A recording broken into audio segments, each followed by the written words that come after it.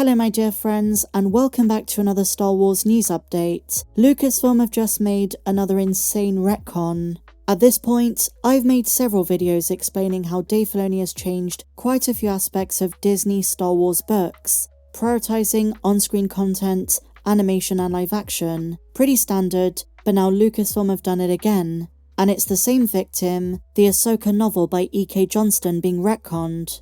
2 years after Star Wars Tales of the Jedi, Star Wars has officially confirmed the identity of the mysterious Inquisitor who hunted and fought Ahsoka Tano.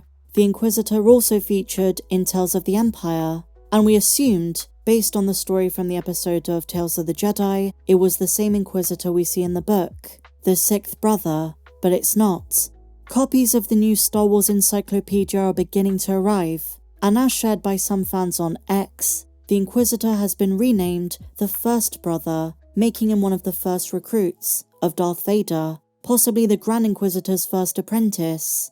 This creates some massive continuity issues, because there are so many similarities between the episode of Tales of the Jedi and the Ahsoka novel. We assumed the events were a retelling of the book, and I say retelling because of course there were some disparities, and fans got upset by this when the show dropped, saying the way the Inquisitor died, Ahsoka obtaining his lightsaber and the crystals, was entirely different. But the farming stuff, the characters Ahsoka encounters, it was clearly a retelling. And Lucasfilm and Dave Filoni just didn't put enough care in trying to make them the same. That's what we said in 2022. This just makes it a bit worse, and I'll tell you why. In a very clumsy way, two almost identical stories happened twice before Ahsoka Tano became Fulcrum, an agent of the rebellion. In essence, on two separate occasions, she settled down twice on agricultural moons, going by the name Ashla, and tracked down by two Inquisitors who had the same fate, the sixth brother and the first brother. It really is nonsense. I really don't like this change. In the Ahsoka novel, the sixth brother travelled to Rada to hunt down the Jedi spotted on the small agricultural moon.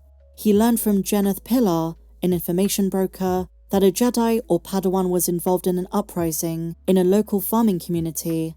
During this uprising, teenage farm worker Kaden Lott was captured and tortured for information. Kaden surrendered herself to the Inquisitor, but to lure in Ahsoka, the brother had footage of him holding Kaden prisoner. Upon seeing it, Ahsoka returned, having arranged an evacuation of the moon's population. She was in the process of building a new pair of lightsabers, and heard the kyber crystals in the brother's double blade sing to her.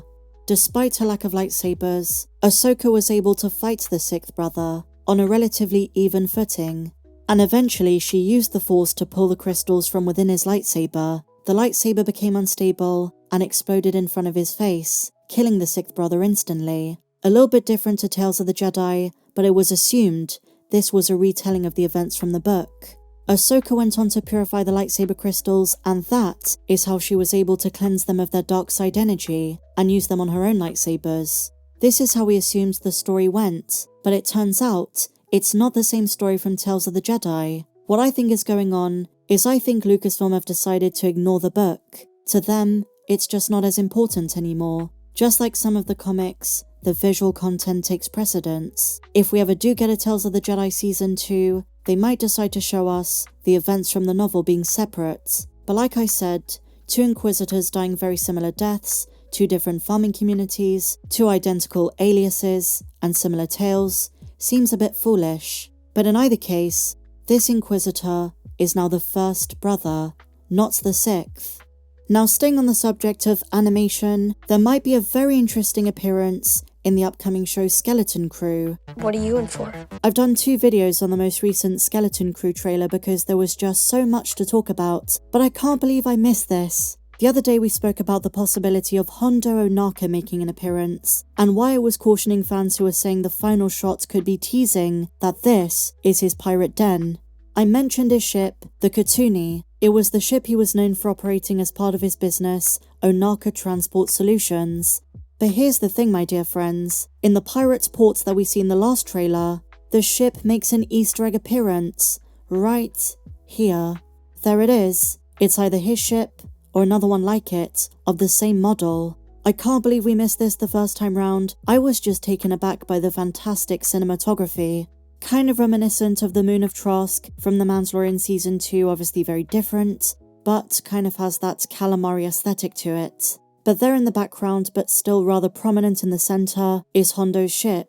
Now there are two possibilities. Either Hondo makes an appearance in the show, or this, just like so many other series, is just a throwaway Easter egg. He might be mentioned by name, we might see a ship in a couple of frames, but that could be the extent of it. I'm not gonna hold my breath, but Hondo is still the most important pirate around during this time. I loved him in the Clone Wars, I loved his more comedic and whimsical side in Star Wars Rebels, and he's also very active later in the timeline before the sequel trilogy.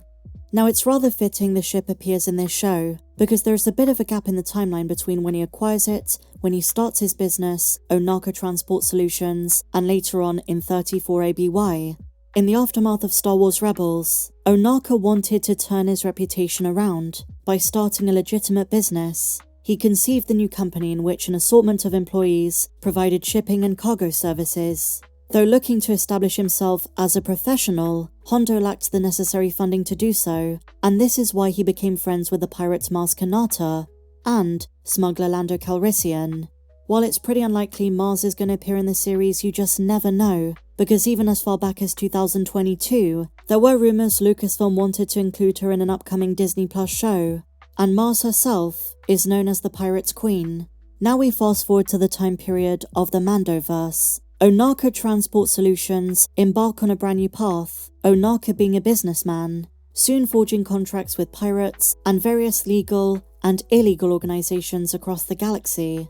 While at first working with the Hutts and Black Sun, Ohnaka reconsidered his moral code and his relationship with illegitimate parties. In the book The Secrets of the Bounty Hunters, we find out that just before the Book of Boba Fett and before Cad Bane's supposed death, Ohnaka spoke with the Duras, and he knew he accepted a job with the Pike Syndicate on Tatooine for a, quote, handsome fee.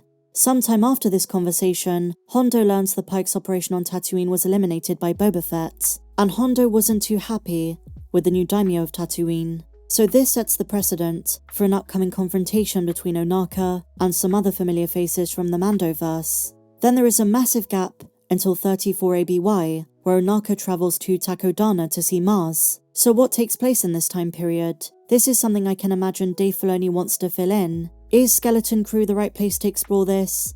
I would say possibly. So is he going to make an appearance? There is a lot pointing towards the answer being yes. What do you guys think? Let me know down below. And what do you make of everything we spoke about in this video? If you enjoyed it, please be sure to give me a big fat thumbs up, subscribe if you're new, check me out on socials, and may the Force be with you, always.